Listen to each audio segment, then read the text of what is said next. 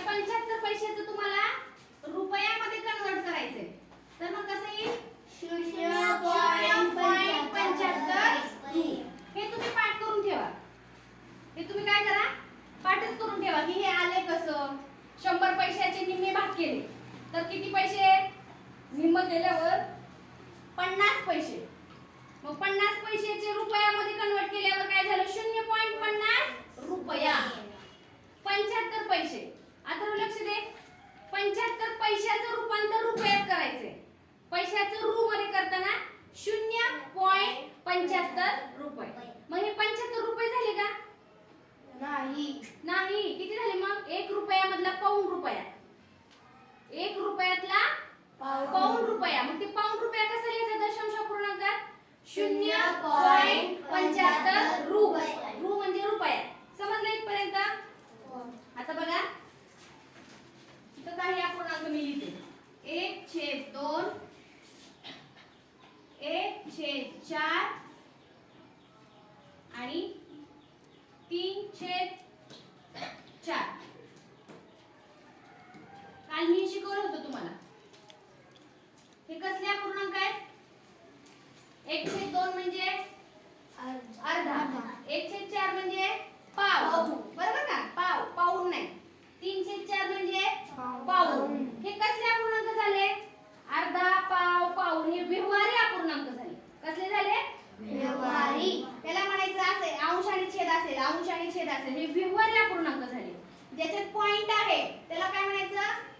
दशांश अपूर्णांक म्हणायचं. नंतर ती पाणी हाताची घडी घाल. समोर लक्ष दे.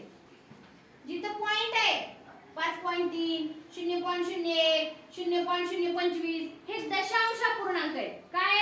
आणि जिथं फक्त अंश आहे, छेद आहे, अंश आहे, छेद आहे, हे व्यवहारी अपूर्णांक आहेत. मग तुम्हाला असे प्रश्न विचारले जातात, व्यवहारी अपूर्णांकाचे दशांश अपूर्णांकात रूपांतर करा. दशांश अपूर्णांकाचं व्यवहारी मध्ये रूपांतर करा. असं एकमेकांमध्ये रूपांतर करा असे प्रश्न स्कॉलरशिपला विचारले जातात. मग तुम्ही मला सांगा की आता ह्या 1/2 चं तुम्हाला दशांश अपूर्णांकात रूपांतर करायचं. मग काय करावं लागेल?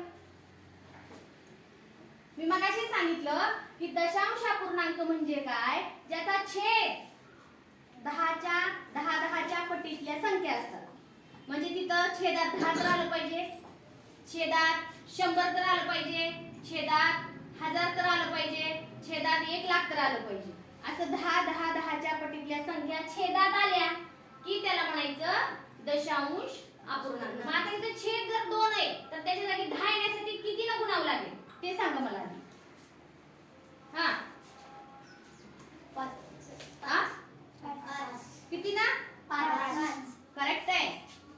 1/2 चा छेद 10 होण्यासाठी बाळांनो तिथं वर पण 5 न गुणलं, कारण खाली ज्या संख्येने गुणतो त्या संख्येने वर गुणायचं असतं. 2 गुणिले 5. मग आता याचा करा गुणाकार. 5 एके 5, 5 गुणे 10. किती आलं रे? 5/2.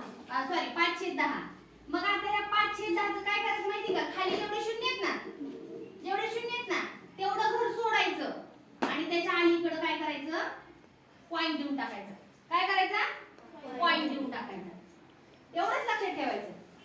छेदामध्ये जेवढे शून्य तेवढे घर उजवीकडे सोडायचे आणि तिथं पॉइंट देऊन टाकायचा. आणि त्याच्या अलीकडे किती जरी शून्य लिहिले तरी चालतात. इकडच्या पॉइंटच्या इकडच्या शून्याला किंमत नाही. मग 0.5 उत्तर आलं. हे झालं दशांश अपूर्णांकातलं रूप. कुणाचं? 1/2 चं दशांश अपूर्णांकात रूपांतर कसं केलं? त्याचा छेद आपण 10 करून घेतला. मग छेदात 2 होते. मग 2 च्या जागी 10 येण्यासाठी आपण किती न गुणलं? 5 आहे. मग खाली 5 न गुणलं म्हणून वर पण 5 न गुणलं.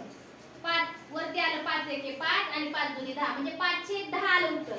मग मी काय सांगितलं? छेदात जेवढे शून्य आहेत तेवढे घर उजवीकडे सोडायचे आणि त्याच्या अलीकडे पॉइंट द्यायचा. आणि त्याच्या अलीकडे शून्य लिहिलं आपण फक्त. मग ह्याचं उत्तर किती आलं दशांश अपूर्णांकात रूपांतर करताना? 0.5. हे झालं व्यवहारी अपूर्णांकाचं दशांश अपूर्णांकामध्ये रूपांतर करणं. किती जणांना समजलं? Very good. छान.